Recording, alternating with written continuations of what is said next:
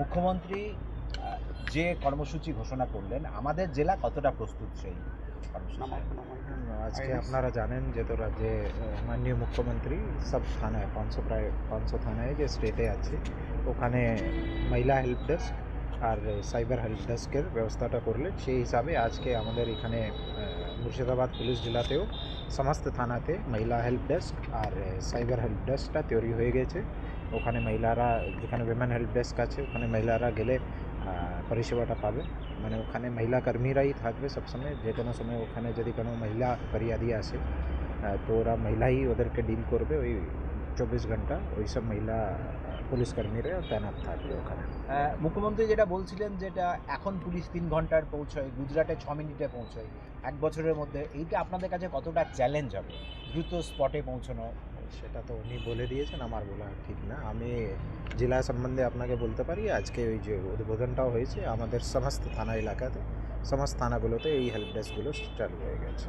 প্রতিটি থানায় হেল্প কি আলাদা করে বিল্ডিং করে থানার মধ্যেই আছে, যেখানে আমাদের যেরকম জায়গা ছিল, যেমন থানার ভিতরে এখানে আপনারা দেখতে পাচ্ছেন বেহারামপুর থানায় আমরা সামনেই করেছি, থানার মধ্যে আছে, আলাদা আছে। যেখানে জায়গাটা থানার মধ্যে ছিল ওখানে থানার মধ্যেই করা হয়েছে, কিন্তু একটু আলাদা করে, আর ওখানে মহিলা পুলিশ কর্মীরাই থাকবে।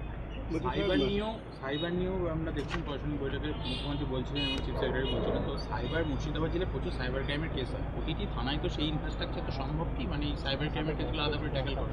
মানে এখন আমরা হেল্প ডেস্কটা চালু করে দিয়েছি, ওখানে ট্রেন্ড পুলিশ পার্সোনালি থাকবে। আপনারা জানেন অলরেডি একটা সাইবার ক্রাইম পুলিশ স্টেশনও আছে। তো সাথে সাথে থানাতেও অনেক সময় তো যে দূর দূরান্ত থানাগুলো আছে তারা তো সাইবার থানাটা আমাদের বেহারামপুরের হেডকোয়ার্টারেই আছে। তো ওখানেও ট্রেন্ড ম্যান পাওয়ারটা থাকবে, যারা ওদের ভালো নতুন করে ট্রেনিংটা করানো হয়েছে।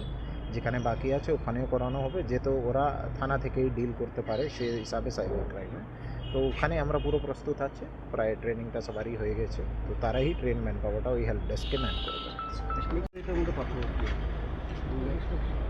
যেমন এখানে যে আমাদের মহিলা থানা আছে, মহিলা থানায় জুরিসডিকশনটা আছে শুধু বেহারামপুর সাব ডিভিশন। মানে আমাদের যে নোটিফিকেশন হয়েছিল বেহারামপুর মহিলা থানায়, সেই জুরিসডিকশনটা বেহারামপুর সাব ডিভিশন যে আমাদের সদর সাব ডিভিশন আছে সেই ওর জুরিসডিকশন। বাকি থানাগুলোর ক্ষেত্রে ওরা কেস নিতে পারে না, যেহেতু গভর্নমেন্ট নোটিফিকেশন নেই। আর অনেক সময় হয়ে মহিলা থানার সম্বন্ধে জানে না। এবার যেমন টাউন আছে, টাউনের ক্ষেত্রে তো ঠিক আছে, কোনো মহিলার সমস্যা হলে থানায় পৌঁছাতে পারে। এবার হরিহরপাড়া আছে বা সদর সাব ডিভিশনে যদি আমি কথা বলি, যদি বেলডাঙ্গা আছে বা হরিহরপাড়া আছে বা দৌলতাবাদ আছে, ওখানকার মহিলা যেন ওখানেই পরিষেবাটা পেতে পারে, ঠিক আছে, সেই হিসাবে ওখানেও মহিলা ডেস্কটা করে দেওয়া হয়েছে, আরও যেন খুব দূরে না যেতে হয়। আর বেহারামপুরের ক্ষেত্রে তো এখানে আছে।